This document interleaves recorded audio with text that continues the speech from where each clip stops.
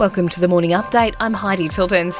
Easter holiday travellers are on edge as Queensland goes into day one of its strict 3-day lockdown. In New South Wales, anyone who's been in Brisbane since March 20 must get tested and self-isolate.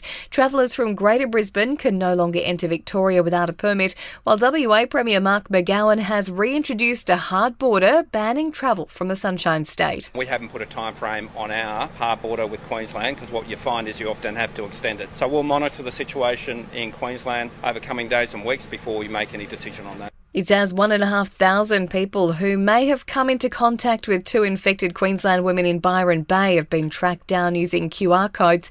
They've been told they must isolate for the next 2 weeks regardless of their COVID test results. Thousands are expected to head to Byron for the 5-day Blues Fest, which starts on Thursday. The federal government is facing more criticism today for the slow rollout of the COVID vaccine. The AMA says the current program is nowhere near fast enough and too many healthcare workers are still waiting for the jab. The government says all first doses will be delivered by the end of October. Labor is promising to create a national reconstruction fund to revive manufacturing. Leader Anthony Albanese will detail the plans at the ALP's national conference to be held online today and tomorrow. He wants to encourage investment in a range of industries, including resources, food processing and defence. Dozens of criminal charges against missing fraudster Melissa Caddick will be dropped today. The Australian Securities and Investment Commission has also withdrawn an arrest warrant. ASIC won't say whether it's confirmation Caddick is dead after her DNA was found in a foot which washed up on a South Coast beach last month. The container ship, which has been blocking one of the world's most vital trade routes for almost a week, has been freed. The Evergreen was wedged in Egypt's Suez Canal. Work is now underway to clear a massive backlog of vessels, and a pay rise for women so they earn more than their male partner increases the chance of domestic violence by 35%. A study by the Australian National University found women immediately face a greater threat of physical violence and emotional abuse.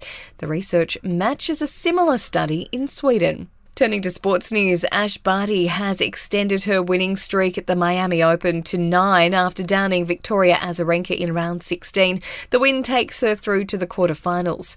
The Gold Coast Suns will be heading to Adelaide on a chartered flight in the wake of Brisbane's 3-day COVID lockdown. The AFL side isn't directly affected but is leaving Queensland as a precaution. The Brisbane Lions will stay in Melbourne. In the NRL, the Brisbane Broncos have moved to Sydney and will only be allowed to leave their hotel to train. In cricket, Steve Smith says he wants to captain the Aussie cricket team again if Cricket Australia wants him to.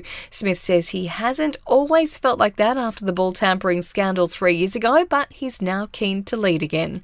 In entertainment news, Kylie Jenner says her cameo in Cardi B and Megan Thee Stallion's WAP was the highlight of her career. The hit has amassed a whopping 375 million views on YouTube since its release last August. Sharon Stone's revealed she was given a boob job without consent. The actress was undergoing surgery on a benign tumour and claims the surgeon took it upon himself to boost her cup size because he felt it would suit her.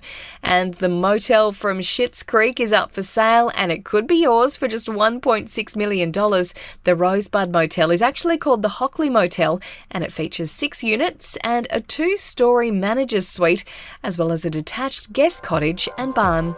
And that's the latest from the Nova podcast team. We'll see you this afternoon for another episode of The Update.